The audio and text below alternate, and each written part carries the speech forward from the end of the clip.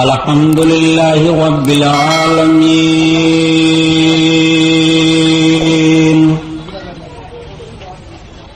والصلاة والسلام على سيد المرسلين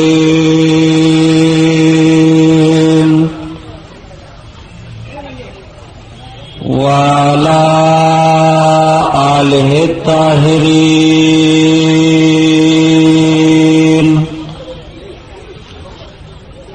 وصحابه المطهرين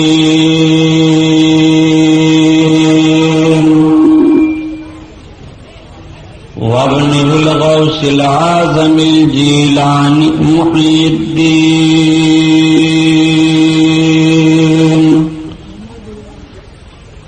وأهل بيته أجمعين أما بعد فأعوذ بالله من الشيطان الرجيم بسم الله الرحمن الرحيم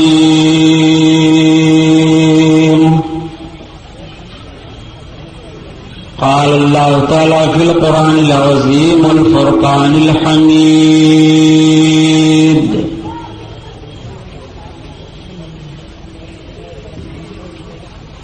ومن يعمل مثقال ذرة خيرا يره ومن يعمل مثقال ذرة شرا يره سبحان الله صدق الله البصير القدير وصدق رسوله البشير النذير والحمد لله رب العالمين.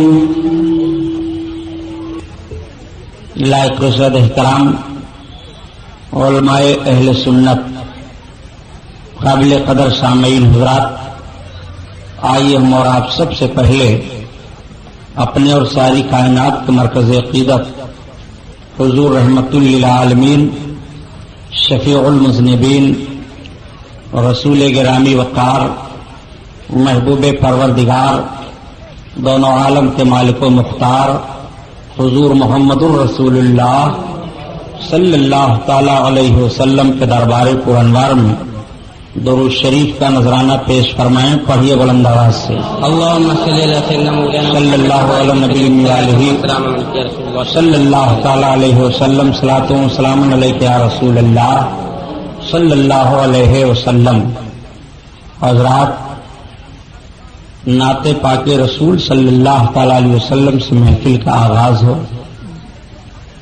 اعلی حضرت عظیم البرکت آیت من آیات اللہ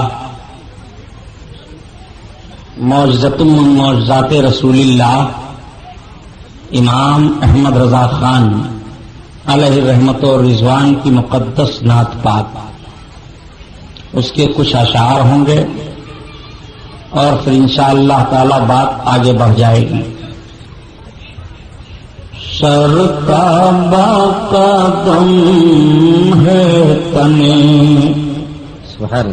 سلطان زمن پھول، سرتابہ قدم ہے تنے سلطان زمن پھول، لب پھول دہن پھول بدن پھول ذقن پھول، ان کا بے ہمارے تو ہلائے نہیں کا، ان کا بھی ہمارے تو ہلائے نہیں کا، تم چاہو تو ہو جائے ابھی کوہ مہن پھول، تم چاہو تو ہو جائے ابھی کوہ مہن پھول، اور کیا بات ہے رضا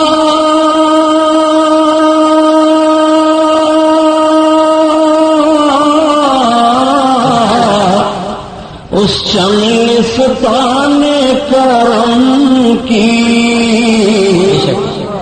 کیا بات ہے رضا، اس چمنستان کرم کی زہرا ہے کئی جس میں حسین و حسن پھول، زہرا ہے کئی جس میں حسین و حسن پھول۔ نبی کونین صلی اللہ تعالی علیہ وسلم نے ارشاد فرمایا کہ حسن اور حسین یہ میرے دونوں پھول ہیں جنت کے۔ آقا کریم صلی اللہ تعالی علیہ وسلم ان دونوں شہزادوں کو سونگھا کرتے تھے، سبحان اللہ، اور ارشاد فرماتے تھے ان سے مجھ کو جنت کی خوشبو آتی ہے، سبحان اللہ۔ حضرت امام حسن رضی اللہ تعالیٰ عنہ سرکار کے سر پاک سے لے کر کے اور سینے پاک تک مشابہ تھے، اور وہاں سے لے کر کے پھر پاؤں شریف تک حضرت امام حسین آپ کی شبیہ تھے، بے شک۔ دونوں بھائی کھڑے ہو جاتے تو مکمل شبیہ مصطفیٰ دکھائی دیتے، سبحان اللہ۔ نبی کونین صلی اللہ تعالی علیہ وسلم کو ان دونوں سے بڑا پیار تھا، بے شک۔ یہ نواسے ہیں آپ کے، آپ سنتے آئے ہیں کہ حضرت امام علی مقام رضی اللہ تعالی عنہ آقا کریم صلی اللہ تعالی علیہ وسلم کے پشت انور پر سوار ہو جاتے تھے، اور کس حالت میں؟ نماز کی حالت میں۔ میرے آقا نماز ادا کرتے ہوتے اور امام سرکار کے پشت انور پر سوار ہوتے۔ غور فرمائیے، محبت کا عالم۔ بلکہ یہاں تک روایتوں میں باتیں موجود ہیں کہ جب سرکار سجدہ میں ہوتے تو آقا کے پاؤں شریف کے بیچ سے حضرت امام حسین دوسرے سمت نکل جاتے، لیکن کبھی بھی نبی کونین نے اپنے شہزادے کے تعلق سے منع نہیں فرمایا تھا کہ فاطمہ جب میں نماز پڑھنے لگوں تو ان دونوں کو روکو، ایسی حرکت نہ کریں، نہیں۔ حضرت امام حسین امام حسن کو آقا اپنی گود میں لے لیتے تھے اور لے کر کے ان کے رخسار ولایت کا بوسہ لیا کرتے تھے، سبحان اللہ، اور فرمایا کرتے تھے فاطمہ ان کو رونے نہ دو، ان کے رونے سے مجھے تکلیف ہوتی ہے۔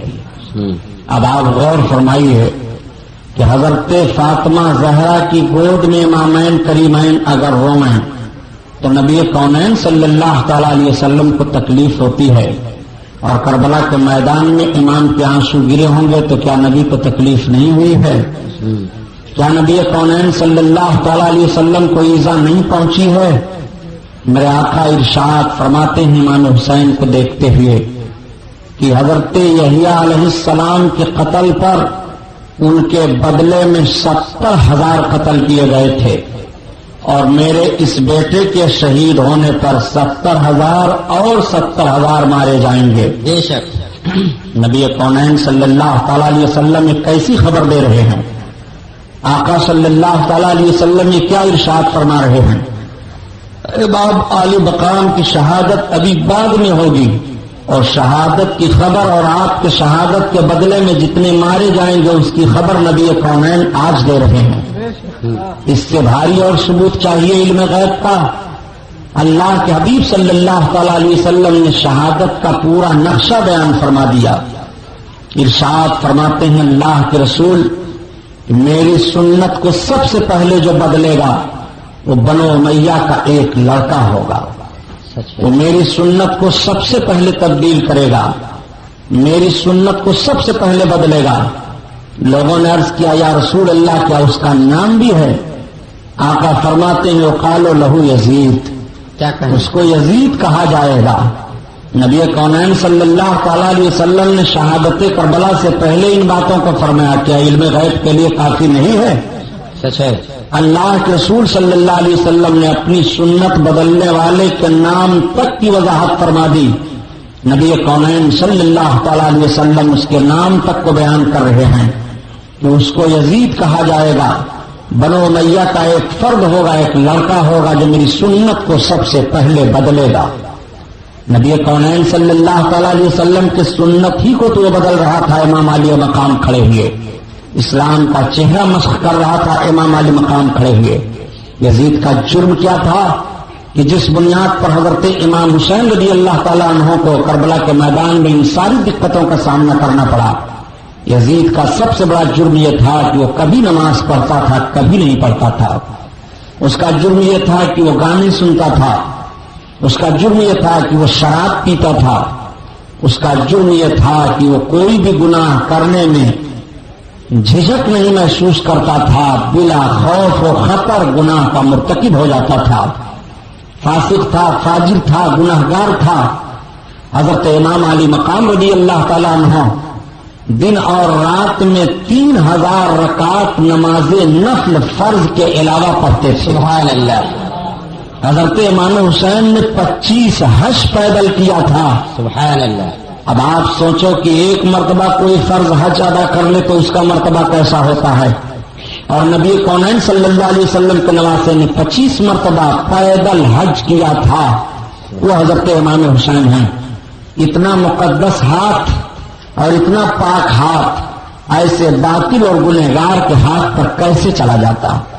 ایک انسان خود سوچنے پر مجبور ہے۔ بہرحال یہ ساری باتیں تو ہوئی، لوگوں نے یہ سمجھا تھا اور یزید کے حامیوں نے یہ تصور کیا تھا کہ امام حسین کو شہید کر دینے پر یزید کے راستے سے رکاوٹ کے سارے کانٹے دور ہو جائیں گے، لیکن قتل حسین اصل میں مرگ یزید ہے۔ اسلام زندہ ہوتا ہے ہر کربلا کے بعد۔ امام علی مقام کی شہادت کے بعد بجائے اس کی حکومت مضبوط ہونے کے اس کی حکومت کے پائے اور اکھڑنے لگے۔ کیا کہنے بجائے اس کے قانون کو مضبوطی ملنے کی اس کو ذلت و رذالت کا سامنا اور کرنا پڑا۔ امام علی مقام کی شہادت کے بعد یزید کو دمشق کی سرزمین پر سب سے زیادہ جن دقتوں کا سامنا کرنا پڑا ہے وہ تاریخ گواہ ہے کہ جس دن سے دمشق کی سرزمین پر امام حسین کا کٹا ہوا سر پہنچا تھا اور دمشق کے لوگوں نے دیکھا تھا، اسی دن سے گھر گھر میں ماتم ہو گیا تھا اور تمام بچے عورتیں سب رو کر کے یزید کو برا بھلا کہہ رہے تھے۔ یزید کے تعلق سے کوئی خوش فکری میں نہیں تھا اور نہ یزید کے تعلق سے کسی کو کوئی حوصلہ رہ گیا تھا، بلکہ جو جہاں ہوتا وہی لان تان کرتا رہتا، وہی برا بھلا کہتا رہتا۔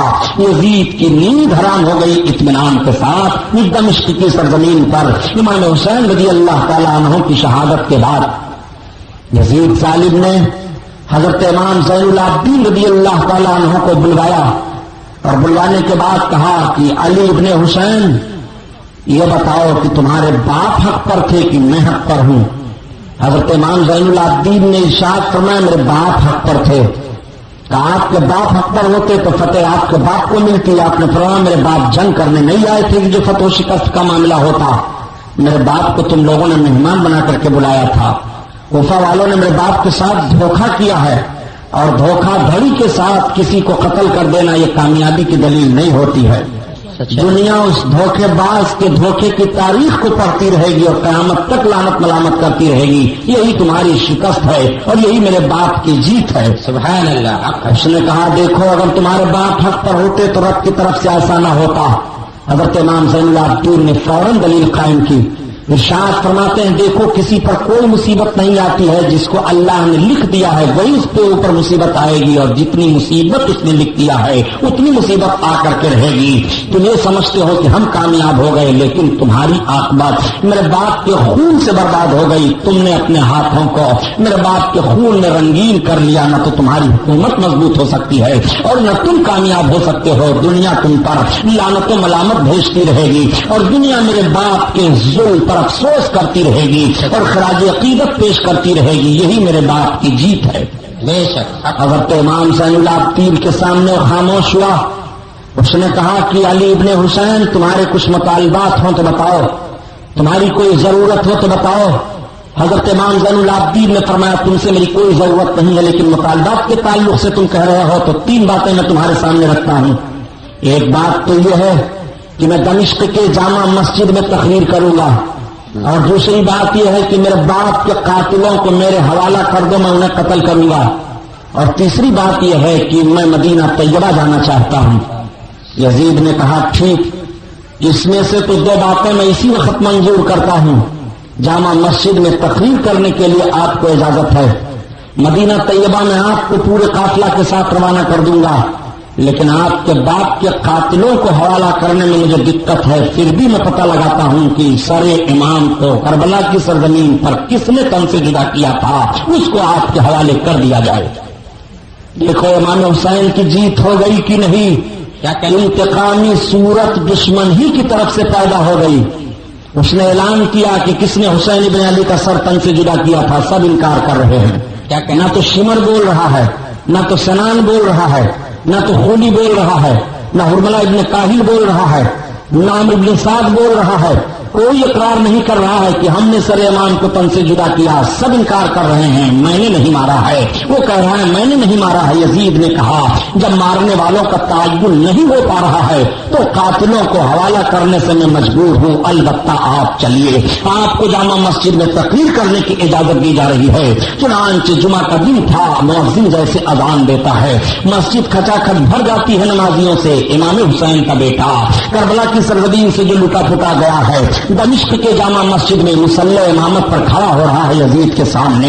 یہی امام حسین کی جیت ہے اور یہی یزید کی شکست ہو گئی.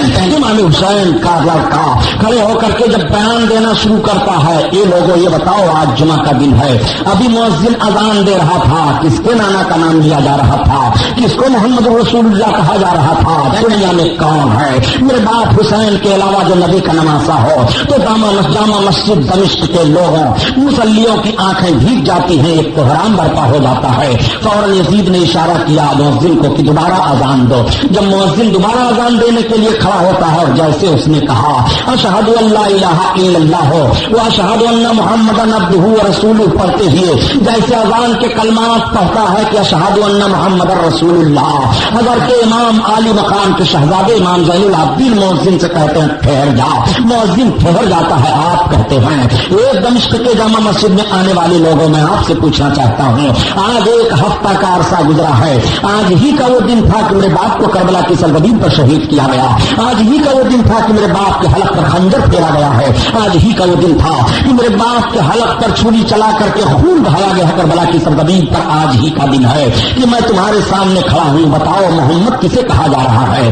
کس کے نانا کا نام لیا جا رہا ہے؟ سارے لوگوں نے ہاتھ اٹھا کر کے کہا حسین ابن علی زندہ باد، حسین ابن علی پائندہ باد. حسین ابن علی آپ پر ظلم ہوا ہے، یزید نے ظلم کیا ہے، ہم اس کی مخالفت کرتے ہیں. نہ جانے کتنے لوگوں کی روتے روتے ہچکیاں بچ جاتی ہیں. حضرت امام عالی مقام کے شہزادے نے بھری مسجد میں یزیدیوں کو للکارتے ہوئے فرمایا کہ خبردار تمہیں ایسا نہیں کرنا چاہیے جس طرح سے تم لوگوں نے اپنی عاقبت کو برباد کر لی ہے. اب رونے سے کیا ہوگا؟ اب تو تمہیں قیامت تک رونا پڑے گا.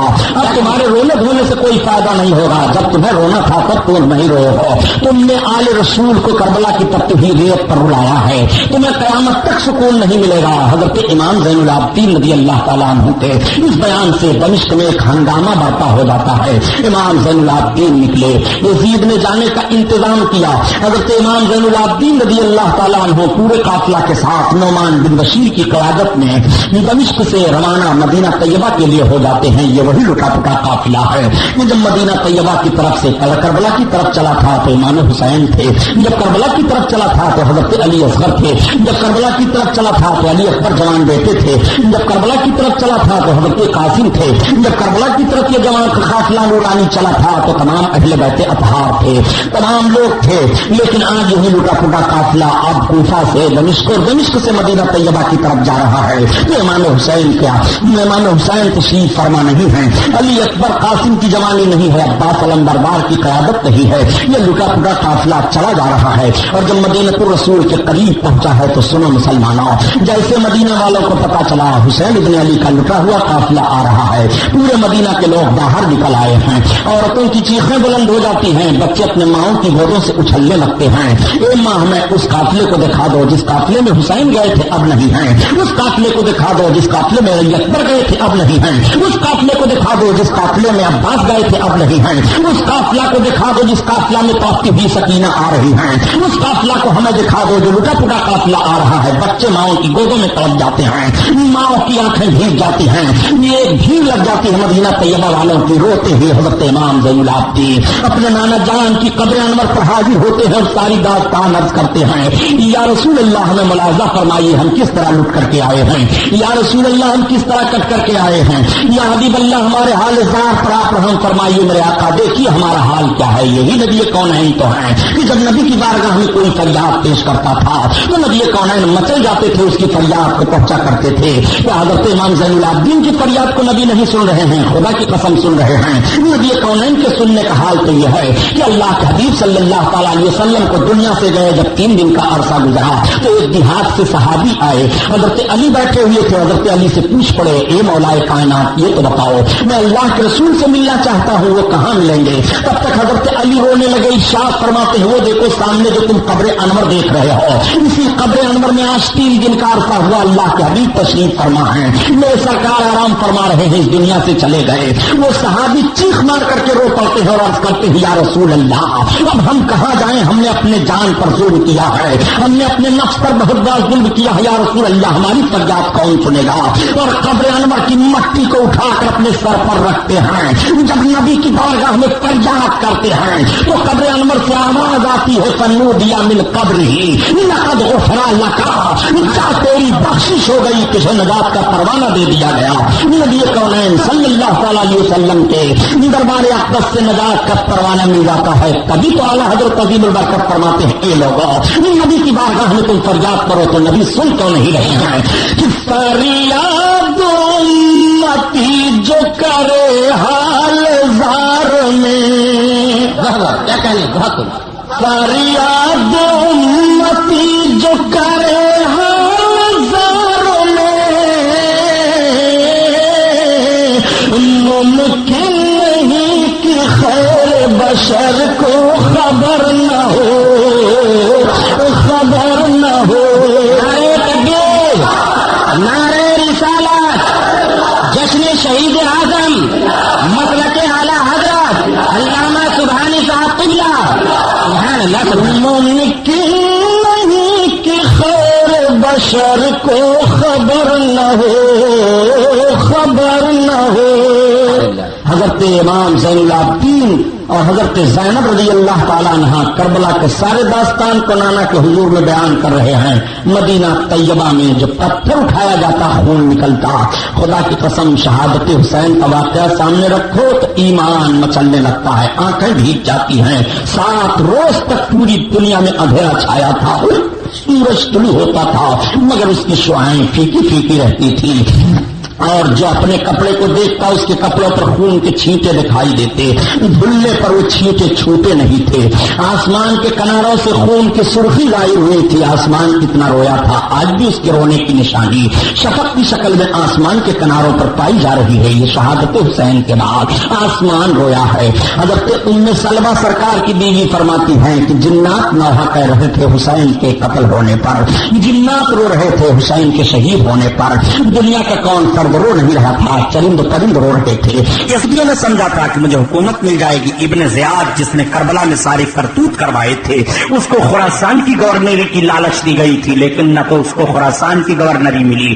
اور نہ اس کو کوئی عہدہ ملا، کسی یزیدی کو کوئی دنیا کی چیز نہ مل پائی۔ وہ سمجھتے تھے کہ ہم دنیا کی بنیاد پر حسین کو قتل کر کے دنیا بنا لیں گے، لیکن یہی فوراً بات سمجھ میں آ گئی کہ دین کو برباد کرنے کے بعد اگر کوئی دنیا بنانا چاہتا ہے تو دنیا نہیں بن سکتی ہے، اگر دین کے پیچھے وہ دنیا بنانا چاہے اور دین کی حرمت لوٹنا چاہے تو دنیا نہیں بنا پائے گا۔ یہ بھی خبر ہم کو میدان کربلا سے مل رہی ہے، یہ بھی دستور ہم کو میدان کربلا سے مل رہا ہے۔ امام حسین رضی اللہ تعالیٰ عنہ کے خون پر اس نے اپنی حکومت کو مضبوط کرنا چاہا تھا، لیکن حکومت مضبوط ہونے کے بجائے حکومت بکھرتی چلی جا رہی ہے۔ مدینہ طیبہ کے لوگوں نے جب سنا کہ اس طرح سے یزید نے ظلم کیا ہے اور اس طرح سے یزید نے امام حسین کو شہید کروایا ہے تو مدینہ طیبہ سے ایک وفد تیار ہوا کہ چل کر کے معلوم کیا جائے دمشق میں اس طرح کی باتیں کیوں پیدا کی گئی ہیں۔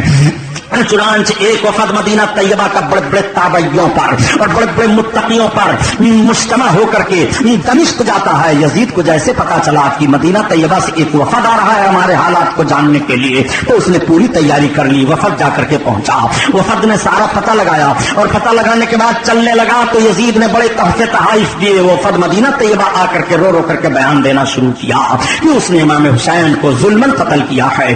امام حسین اس کے ہاتھ پر ہاتھ کیسے دے دے؟ وہ صحیح ہے نماز نہیں پڑھتا ہے, وہ صحیح ہے شراب کا عادی ہے, وہ صحیح ہے گانے سنتا رہتا ہے, وہ صحیح ہے کتوں اور بندروں کا کھیل دیکھتا رہتا ہے. یہ صحیح ہے, کتوں اور بندروں کے کھیل دیکھنے والے کے ہاتھ پر امام حسین ہاتھ کیسے دے دیتے؟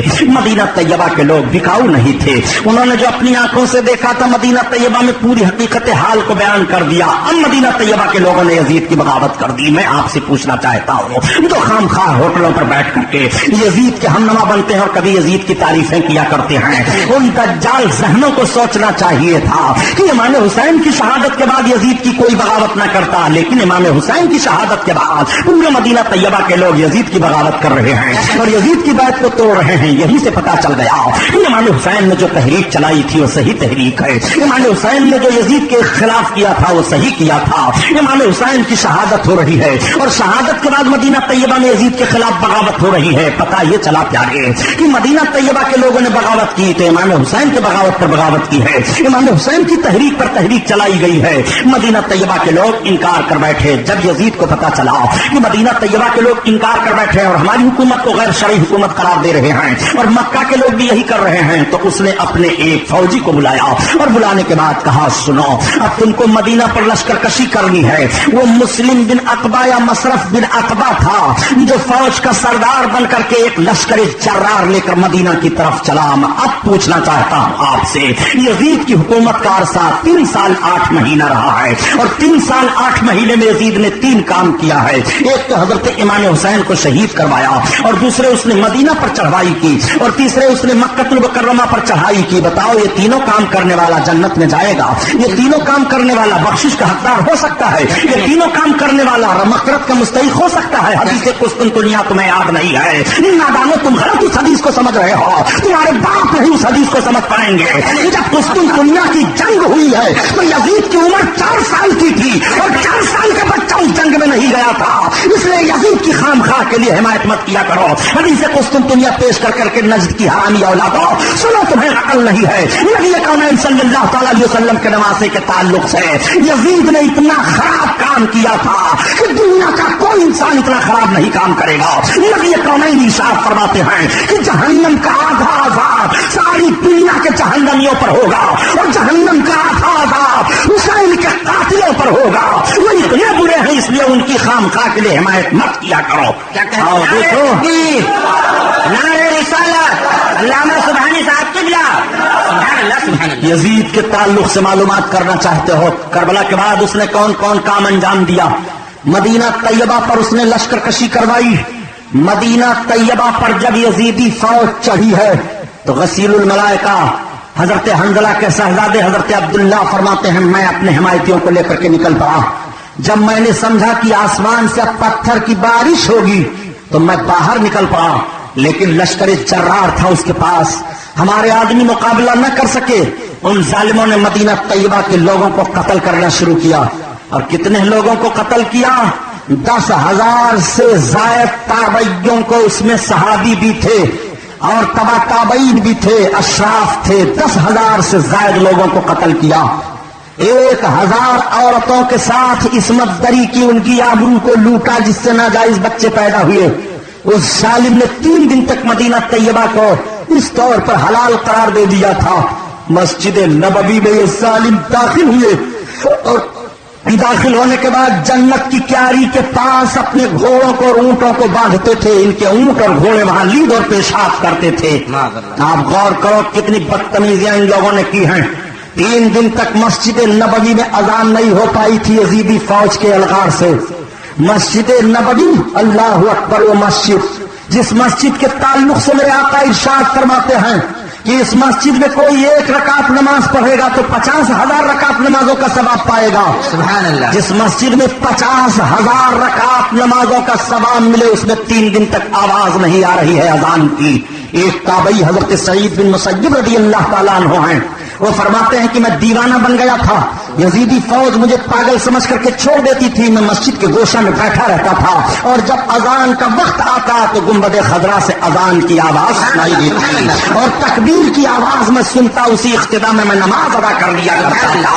پتا چلا کہ نبی کونین کل بھی زندہ میرے سرکار قبر انور میں تھے اور قیامت تک میرے سرکار قبر انور میں زندہ رہیں گے۔ سرکار کی وہی زہیزہ حیات ظاہری ہے جیسے پہلے تھی، وہی اب بھی ہے۔ تبھی تو اعلیٰ حضرت عظیم البرکت فرماتے ہیں کہ تو زندہ ہے واللہ، تو زندہ ہے واللہ، میرے چشم عالم سے چھپ جانے والے، چھپ جانے والے۔ مسجد نبوی میں 3 دن تک بے حرمتیاں اس طرح سے کی گئی ہیں، مدینہ طیبہ کی آبرو کو پامال کیا گیا ہے۔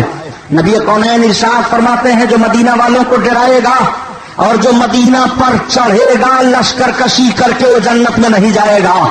یزید کا یہ دوسرا کارنامہ تھا جس نے مدینہ الرسول کی حرمت کو لوٹا ہے، وہ مدینہ طیبہ، اللہ اکبر، جس مدینہ کو دیکھنے کے لیے مرد مومن کی نگاہیں ترستی ہیں، وہ مدینہ طیبہ جہاں انوار و رحمت کی بارش ہوتی ہے، وہ مدینہ طیبہ کی صحابہ نے پوچھا تھا یا رسول اللہ، مکہ کو حرم تو حضرت ابراہیم نے بنایا ہے، آپ کا حرم کیا ہے؟ تو آقا ارشاد فرماتے ہیں اس پہاڑی سے لے کر کے یہاں تک مدینہ کو میں حرم بنا رہا ہوں۔ مکہ کو ابراہیم نے حرم بنایا ہے تو مدینہ کو میں حرم بنا رہا ہوں، اسی لیے مکہ اور مدینہ کو حرمین طیبین کہا جاتا ہے۔ سبحان اللہ سبحان اللہ۔ اعلیٰ حضرت عظیم البرکت اسی لیے فرماتے ہیں مدینے کے خطے خدا تجھ کو رکھے، سبحان اللہ۔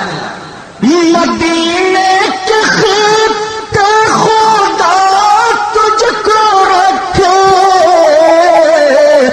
غریبوں فقیروں کو ٹھہرانے والے، ٹھہرانے والے، اور حرم کی جانی اور قدم رکھ کے چلنا، حرم کی زمین اور قدم رکھ کے چلنا، ارے سر کا موقع ہے او جانے والے، او جانے والے۔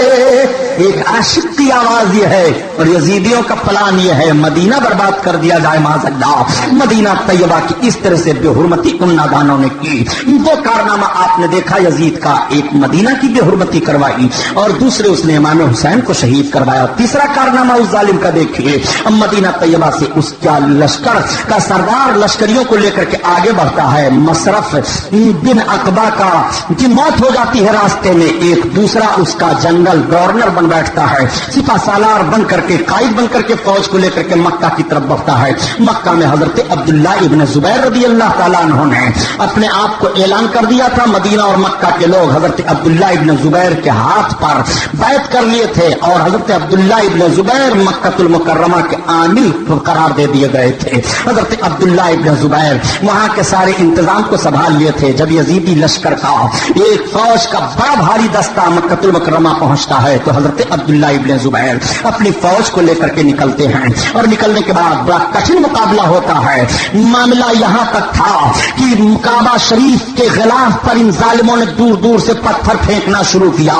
منجنیق سے پتھر بھر بھر کر کے پھینکتے تھے، جس سے اتنے پتھروں کی بارش کعبہ پر ہوئی کہ غلاف کعبہ جل گیا، اس میں آگ لگ گئی، کعبہ جل رہا تھا، اس کے پردے جل رہے تھے، ادھر حمص میں یزید کی موت ہو رہی تھی، یزید مر رہا تھا۔ خانہ کعبہ کی ان لوگوں نے بے حرمتی کی، اسی خانہ کعبہ کے پردے میں حضرت ابراہیم علیہ الصلوۃ والتسلیم کے چھری کے نیچے اسماعیل علیہ السلام کے بدلے میں جو میڈھا آیا تھا اس کی کھال بھی تھی، اس کی سینے بھی تھی اور بہت سارے تبرکات تھے، وہ سب اسی میں جل گئے۔ ان ظالموں نے کعبہ کی بے حرمتی کی۔ بتاؤ کعبہ کو جو آگ لگوا دے وہ جنت میں جائے گا، جو کعبہ کو جلا دے وہ جنت میں جائے گا۔ خدا کی قسم، کعبہ کی حرمت اپنے رب سے پوچھو، کعبہ کا وقار تمہارا رب بیان فرماتا ہے، الم تری کیف فعل ربک باصحاب الفیل. اسی کعبہ کو ڈھانے کے لیے جب ابرہہ آیا تھا اور ابرہہ نے کہا تھا میں کعبہ کو اٹھا لے جاؤں گا اور اپنے شہر میں رکھ کر کے میں وہیں کعبہ بناؤں گا, تو رب تعالیٰ نے حفاظت فرمائی تھی اور ابرہہ کے سارے ہاتھیوں اور فوجیوں کو مختصر چھوٹے سے پرندے ابابیلوں کے ذریعے سے ہلاک کر دیا تھا.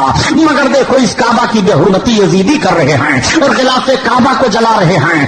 رب کتنا علم و برد و بار ہے کہ کعبہ جل رہا ہے اور رب تعالیٰ علم فرما رہا ہے. ایک مرتبہ کعبہ کی بے حرمتی اور یزیدیوں کے بعد کی گئی تھی. کرامتی فرقہ پیدا ہوا تھا. اس کرامتی فرقہ کے لوگوں نے عین حج کی حالت میں کعبۃ اللہ کی بے حرمتی کی تھی اور ایک ظالم کعبہ پر چڑھ گیا تھا, پیشاب کرنے لگا تھا. حضرت علامہ سمودی رحمۃ اللہ علیہ فرماتے ہیں میری نگاہ دیکھ رہی تھی, میں رونے لگا اور میں نے عرض کیا پروردگار تو کتنا علم و بردبار ہے کہ تیرے گھر کی بے حرمتی ہو رہی ہے. وہ ظالم وہیں سے گرا, اس کا سر پھٹ گیا, جہنم میں پہنچ گیا.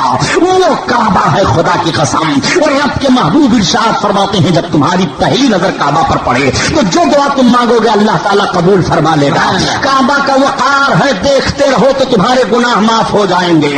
جو صرف کعبہ کو دیکھے وہ 40 نیکیاں پاتا ہے اور جو کعبہ کا طواف کرے وہ 60 نیکیاں پاتا ہے. اور دیکھا کرے طواف کرے 60 اور 100 نیکیوں کا معاملہ ہوتا ہے.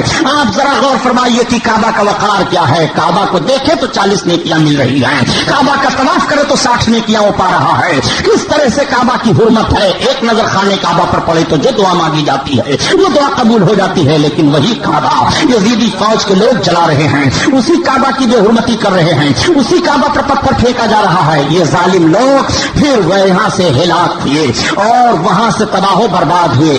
یزید کا معاملہ یہ ہوا کہ یزید کی موت کیسے ہوئی. 3 سال 8 مہینہ حکومت کرنے کے بعد اس کی موت کے 2 اسباب بتائے جاتے ہیں. ایک سبب تو یہ ہے کہ یہ زیادہ سے زیادہ شراب پیتا تھا اور شراب پینے کی بنیاد پر یہ ظالم کا پھیپھڑا خراب ہو گیا تھا, کولنج کے درد میں یہ مبتلا ہوا اور اس کے بعد مر گیا. دوسری وجہ بتائی جاتی ہے کہ یہ سیر و شکار کا عادی تھا. ایک مرتبہ یہ شکار کھیلنے کے لیے گیا اور پہاڑیوں کے درمیان سے گزرتا ہوا چلا گیا. ایک عیسائی لڑکی پر یہ عاشق ہو جاتا ہے دیکھ کر کے کہ بڑی حسین و جمیل ہے, خوبصورت ہے. پھر دوسرے دن اس کے پاس گیا, تیسرے دن کسی طرح سے اس سے بات ہو گئی. اس لڑکی کو پتا چلا یہی امیر شام ہے, اسی کو یزید ابن معاویہ کہا جاتا ہے, اسی نے علی ابن حسین کو شہید کروایا ہے. لڑکی نے کہا ٹھیک ہے تم آؤ, تم سلطان ہو, تم آؤ, تم عامر ہو, جو تم کہو ہم کرنے کے لیے تیار ہیں. اس نے چوتھے دن اپنے ساتھیوں کو پیچھے چھوڑ دیا اور یہ ظالم خود گیا اور لڑکی کو اپنے گھوڑے پر بٹھایا. بٹھا کر کے اس کا مقصد تھا کہ محل میں لایا جائے گا. لڑکی نے اپنے بغل میں ایک خنجر چھپا لیا تھا. جب وہ گھوڑے پر بیٹھ گئی اطمینان و سکون کے ساتھ, تھوڑی دور تک یہ چلا تھا, مستی میں تھا, ادھر ادھر کی باتیں ہو رہی تھی کہ تب تک اس بچی نے خنجر نکالا اور نکالنے کے بعد اس طرح پھرتی سے مارا کہ وہ زمین پر چلا آیا. پھر اس نے پھرتی سے دوسرا وار کر دیا. اب یہ سنبھل نہ سکا, اس خنجر سے اس نے چیر پھاڑ کر کے رکھ دیا اور وہاں سے نکل گئی.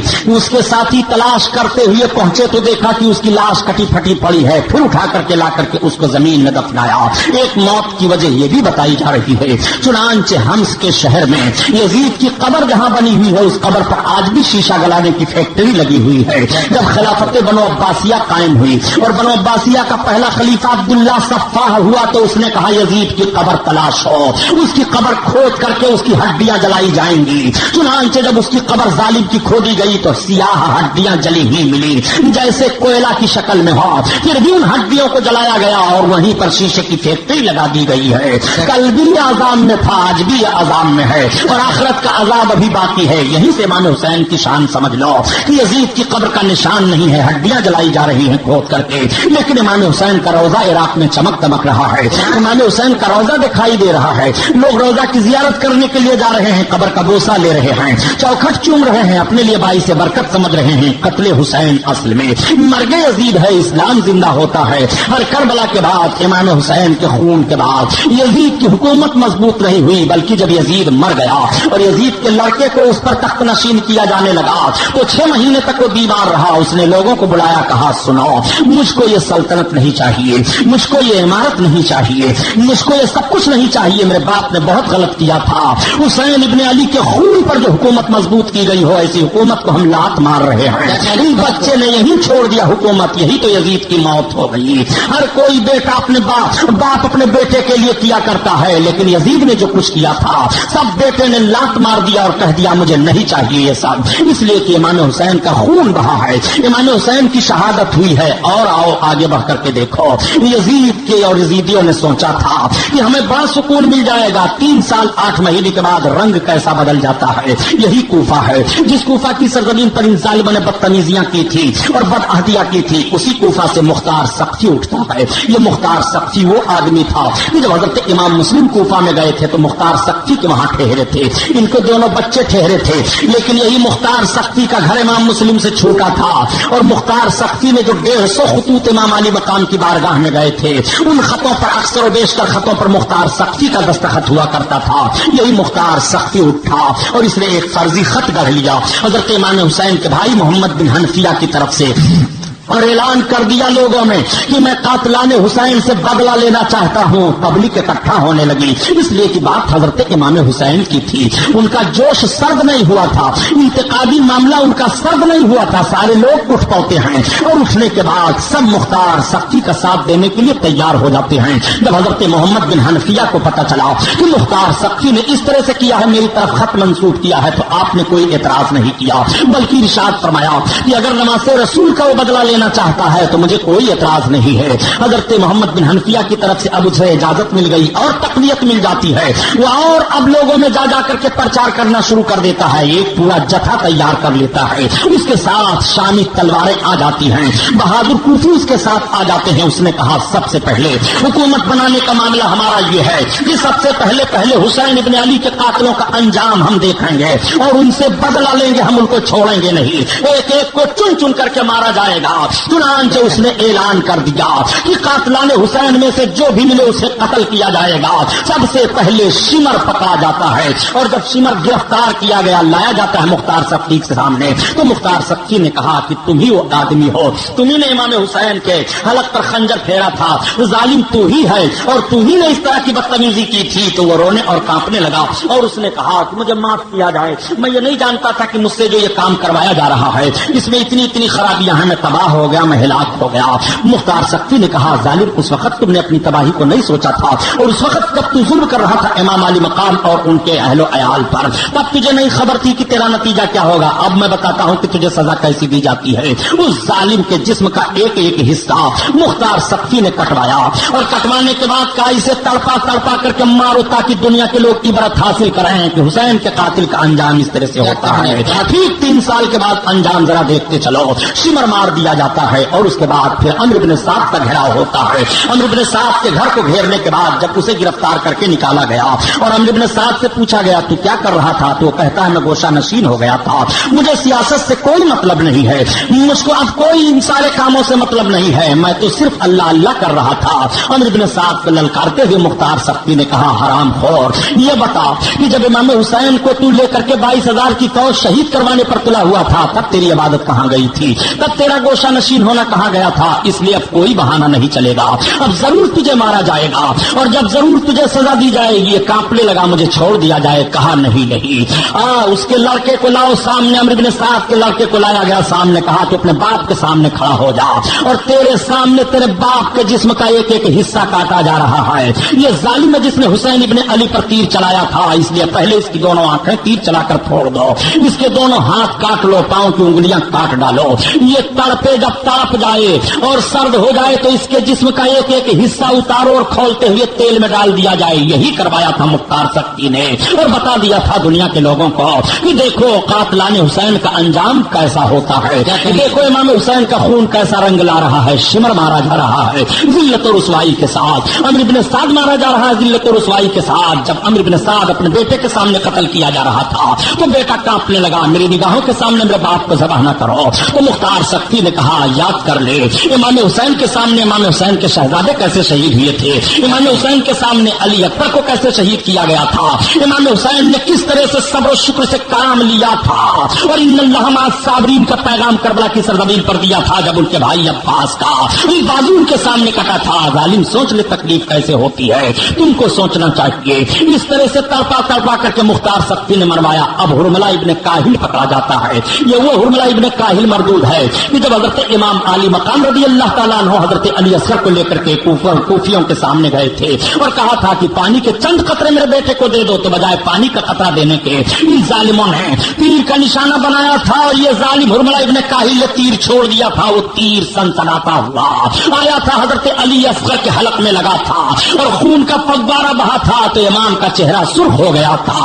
بیٹے کے حلق کا خون جب امام کے چہرے پر لگا تو آسمان کانپ رہا تھا، زمین ہل رہی تھی، سورج کی شعاعیں مدھم پڑ گئی تھی، آواز آ رہی تھی الہ العالمین یہ کیسا امتحان ہے، پروردگار عالم یہ کیسا معاملہ ہے، الہ العالمین یہ تو اپنے بندوں کا امتحان کس طرح سے لے رہا ہے۔ تو آواز آئی تھی تم نہیں جانتے ہو جو میں جانتا ہوں، آپ ذرا غور کرو، حضرت علی اصغر رضی اللہ تعالیٰ عنہ کا قاتل پکڑا گیا ہے حرملہ ابن کاہل، دشمن ہی دشمن کو مار رہا ہے، دشمن ہی دشمن سے بدلہ لے رہا ہے، اور رب کا انتقام دیکھو کہ حرملہ ابن کاہل کو پکڑ کر کے اس کے دونوں ہاتھوں کو باندھا گیا اور باندھنے کے بعد یہ ہوا کہ اس کے حلق پر نشانہ لگا کر کے تیر مارو، جب تیر کا نشانہ اس کا حلق بنایا گیا تو وہ چلایا، مختار سختی نے کہا بول جب علی اصغر کے حلق پر تیر لگا تھا تب تجھے نہیں یاد آنا چاہیے کہ آج میں مار رہا ہوں تو کل میرا نتیجہ کیا ہوگا۔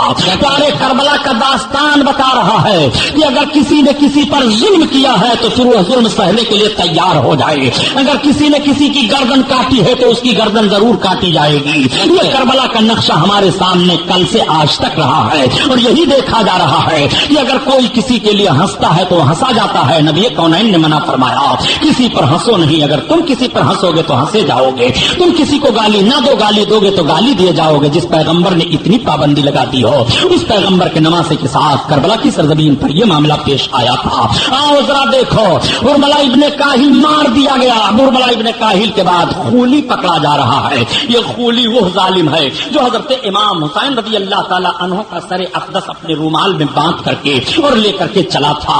یہ ظالم اتنا بڑا خطرناک تھا مردود کہ امام حسین کے سر کو لے کر کے چلا تھا، راستے میں سودا بھی کیا تھا۔ وہ واقعہ سنانا مقصد نہیں ہے، صرف بتانا مقصد یہ ہے کہ یہ ظالم جب گرفتار کر کے لایا گیا تو مختار سختی نے کہا کہ بتا اب تیرے ساتھ کون سا سلوک برتا جائے، بتا اب تیرے ساتھ کیا کیا جائے۔ مختار سختی کے سامنے وہ ہاتھ جوڑ کر کے کھڑا ہو گیا اور گڑ گڑانے لگا، کہا گڑ گڑاؤ نہیں، اب تمہیں چھوڑا نہیں جائے گا، یہ خون حسین ہے جو رنگ لا رہا ہے، یہ حسین کا صبر ہے جو تم کو اس طرح سے اب تاپ تاپ کر کے مرنا ہے۔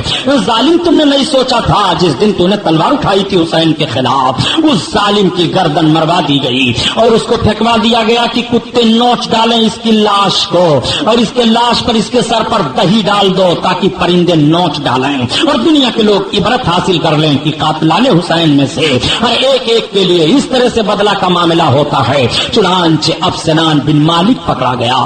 یہ سنان بن مالک وہ مردود ہے کہ جو سر امام کو تن سے جدا کیا تھا کہا جاتا ہے، لیکن جب اس ظالم سے پوچھا گیا تھا تو اس نے انکار کر دیا کہ میں نے سر امام کو تن سے نہیں جدا کیا تھا، حالانکہ اسی نے سر امام کو تن سے جدا کیا تھا یا شمر نے تن سے جدا کیا تھا، انہی دونوں کے علاوہ اور کوئی تیسرا نہیں ہے، لیکن دونوں انکار کر رہے تھے۔ سنان بن مالک جب پکڑا گیا تو پکڑنے کے بعد یہ پوچھا گیا کہ بتا تو نے سر امام کو کیوں تن سے جدا کیا تھا، کانپنے لگا، بتا تجھے دنیا کتنی ملی، کچھ مجھے دنیا نہیں ملی، بتا یزید کی حمایت میں جو تو نے کربلا کے میدان میں اپنی بہادری کے جوہر دکھائے تھے تیرے جوہر کیا ہوئے۔ وہ رونے اور کانپنے لگا، مجھے معاف کر دیا جائے، مجھے معاف کر دیا جائے، مجھے معاف کر دیا جائے، میں نہیں ہوں امام حسین کے سر کو تن سے جدا کرنے والا، ظالم تو ہی ہے تن کو سر کو تن سے جدا کرنے والا، معاف نہیں کیا جائے گا۔ تجھے اس وقت سوچنا چاہیے آج دنیا کا عذاب دیکھ کر کے تو معافی مانگ رہا ہے اور کل جب تجھے قیامت میں عذاب دیا جائے گا تو کیا تیرا معافی قبول کیا جائے گا، کیا تیرا عذر قبول کیا جائے گا؟ حرام خور دنیا بنانے کے لیے تو نے اہل بیت رسول اللہ کو اس طرح سے ستایا تھا، دنیا بنانے کے لیے تو نے نماز رسول کے حلق پر خنجر چلایا تھا، دنیا بنانے کے لیے تو دین کو برباد کرنے کی کوشش کر رہا تھا۔ متقی پرہیزگار جو 25 حج پیدل کیا ہو، 3000 رکعت نماز نفل پڑھ رہا ہو، جس کے منہ میں ان کے نانا کی مقدس انگلیاں رہی ہوں جو چوسا ہو، جو رسول کائنات کے دوش مبارک پر سوار رہا ہو، ظالم تو ان کے سینے پر سوار ہوا تھا، تجھے نہیں چھوڑا جائے گا۔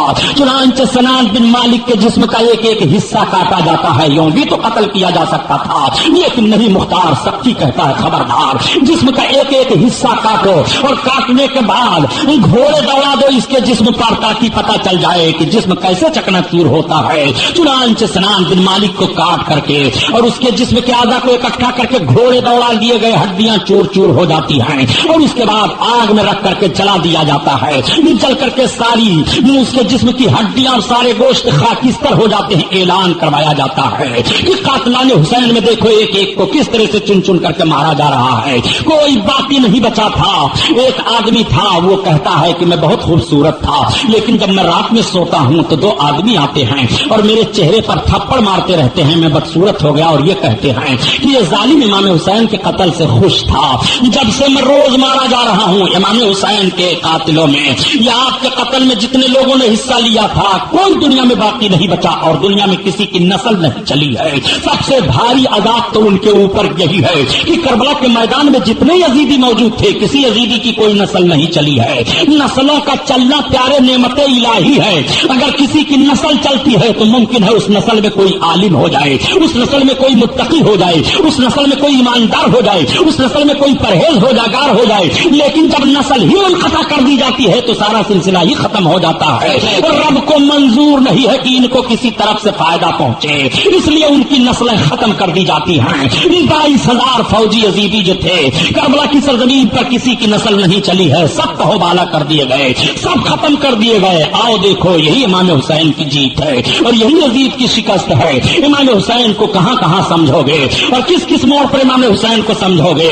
امام علی مقام رضی اللہ تعالیٰ عنہ کے قاتلوں کا انجام اس طرح سے ہوتا ہے۔ یہی مختار سقفی ہے جس نے سارے لوگوں کا بدلہ لیا، لیکن یہی مختار سقفی، اس کا بھی تو سر کاٹا گیا تھا۔ مختار سقفی نے کہا سب سے پہلے پتہ لگاؤ ابن زیاد کہاں گیا۔ یہ ابن زیاد مردود پہاڑیوں کے درمیان بھاگ گیا تھا۔ عبداللہ بن ابراہیم اشتر، حضرت ابراہیم بن مالک بن اشتر ایک تھے، اس کی فوج کے سالار، وہ آگے بڑھے اور پہاڑوں میں تلاش کرتے کرتے ابن زیاد کو پا لیتے ہیں۔ ابن زیاد کو پکڑ کر کے لایا گیا۔ ابن زیاد جب آیا سامنے تو وہی کوفہ کا دارالعمارت ہے، وہی گورنر ہاؤس ہے جس گورنر ہاؤس میں اس ظالم نے امام حسین کے سر اقدس کو رکھا تھا اور تخت پر بیٹھا ہوا تھا اور امام حسین کے لبھائے مبارک پر چھڑی لگا رہا تھا۔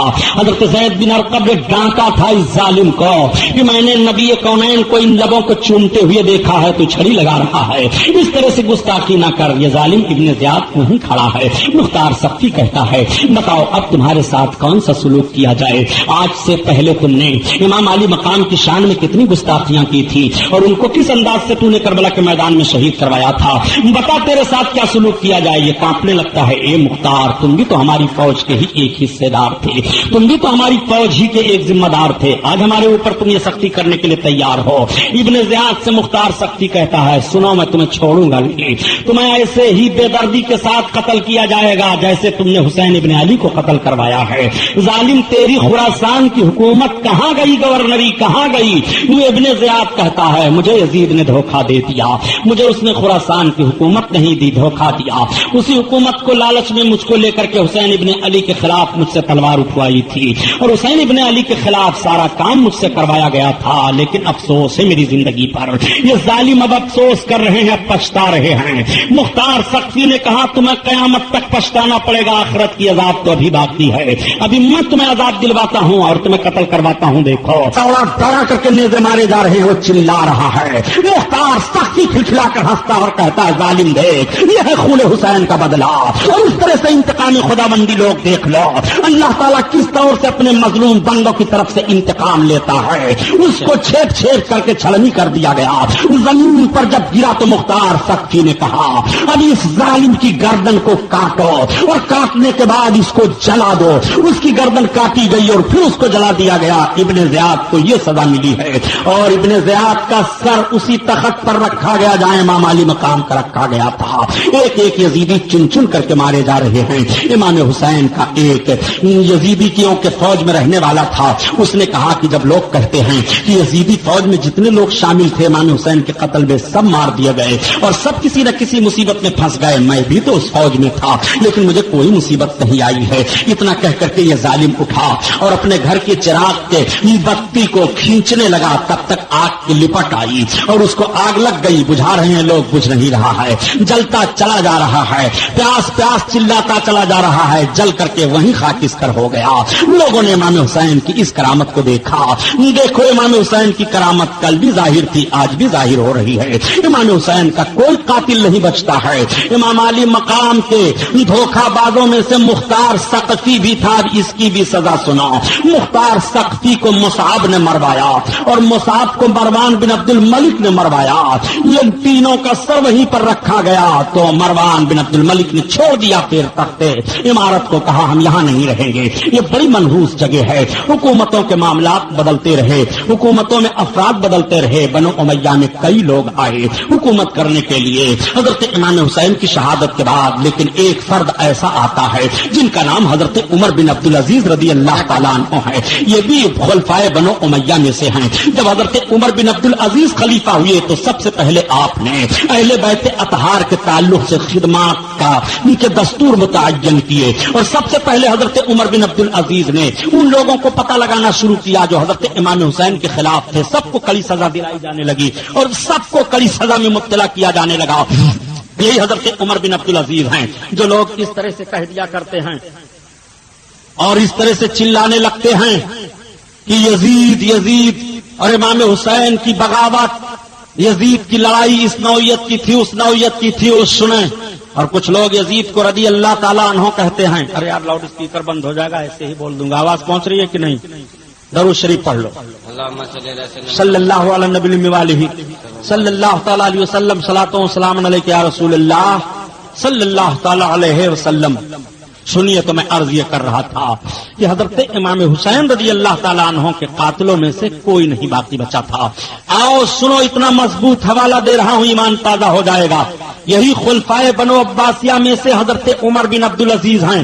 حضرت عمر بن عبد العزیز رضی اللہ تعالیٰ عنہ اتنے پاک باز خلیفہ ہیں الحمدللہ کہ جب یہ خلافت کی ذمہ داری سنبھالتے ہیں حضرت عمر بن عبد العزیز, تو آپ نے اپنی بیوی کو بلایا اور ارشاد فرمایا کہ اب میں تمہیں طلاق دینا چاہتا ہوں. بیوی نے کہا کیوں؟ آپ نے فرمایا جو تمہارے لیے آشائش و آرام کا ماحول ہمارے ساتھ تھا, اب مجھے خلافت کی ذمہ داری سونپی جا رہی ہے, وہ آرام تمہیں نہیں ملے گا. کہا جب آرام کے دن تھے تب میں آپ کے ساتھ تھی, اب دقت کے دن آئے ہیں تو میں ساتھ نہیں چھوڑوں گی. کچھ بھی پریشانی اٹھانی پڑے تو آپ فرماتے ہیں سب سے پہلے تم اپنے زیورات کو صدقہ کر دو اور ضرورت بھر کے لیے کپڑے رکھو, بقیہ سارے کپڑے صدقہ کر دو. وہ حضرت عمر بن عبد العزیز رضی اللہ تعالیٰ عنہ ہیں. حضرت عمر بن عبد العزیز کی امانت داری کا حال یہ تھا کہ جب چراغ جلاتے حکومت کا کام دیکھتے تب تو حکومت کی طرف سے چراغ جلتا بیت المال کی طرف سے, اور جب اپنا کام دیکھتے تو اپنے تیل سے چراغ جلایا جاتا, حکومت کے تیل سے جو چراغ جلتا تھا اسے حضرت عمر بن عبد العزیز بجھوا دیتے تھے. کیا کہہ رہے ہیں, بہت یہ وہ حضرت عمر بن عبد العزیز ہیں. ایک مرتبہ ان کے شہزادے نے کہا ابا حضور کل عید ہونے والی ہے, آپ 1 مہینے کی پیشگی تنخواہ پہلے لے لیں, 1 مہینے کی پیشگی تنخواہ آپ لے لیں تاکہ عید ہو جائے. 1 مہینہ پیشگی تنخواہ لے لیجئے تاکہ عید ہو جائے. حضرت عمر بن عبد العزیز رضی اللہ تعالیٰ عنہ نے عامل کو لکھا کہ مجھے پیشگی 1 مہینہ کی تنخواہ دے دی جائے. جب حضرت عمر بن عبد العزیز کا پرچہ پہنچا عامل کے پاس جو وزیر خزانہ تھا, تو عامل نے کہا کہ سنیے, آپ کو کیا معلوم ہے کہ آپ 1 مہینہ زندہ رہیں گے؟ اگر آپ کو معلوم ہو کہ آپ 1 مہینہ زندہ رہیں گے تو لے لیجئے پیشگی تنخواہ. حضرت عمر بن عبد العزیز کی آنکھیں بھیگ جاتی ہیں, آپ فرماتے ہیں اب میں پیشگی تنخواہ نہیں لوں گا. عامل نے کہا اے امیر المومنین, یہ میں نہیں چاہتا ہوں کہ آپ دنیا سے جائیں تو اپنے سر پر قرضہ لے کر جائیں. یہ حضرت عمر بن عبد العزیز رضی اللہ تعالیٰ عنہ ہیں. ان کی بارگاہ میں کسی نے یزید کو رضی اللہ تعالیٰ عنہ کہہ دیا. رضی اللہ تعالیٰ عنہ کہا تو حضرت عمر بن عبد العزیز نے اس کو 20 کوڑے لگوائے. خاندان کے ہیں, بنو امیہ کے افراد میں سے ہیں. 20 کوڑے حضرت عمر بن عبد العزیز نے لگوایا تھا کہ تو نے یزید کو رضی اللہ تعالیٰ عنہ کیوں کہا. اگر حضرت عمر بن عبد العزیز کا دور ہوتا تو یزید نوازوں کو چھوڑا جاتا. اس لیے امام حسین کی شان میں گستاخیاں نہ کرو, ان سے محبت رکھو, ان سے پیار رکھو اور ان کی لگن اپنے دل میں بسائے رکھو. انشاءاللہ تمہاری دنیا بھی بنی رہے گی, آپ کا دین بھی بنا رہے گا. یہ محفل نور زندہ باد پائندہ باد. اللہ اس جلسہ کو قبول فرمائے. وما علینا الا البلاغ. السلام علیکم.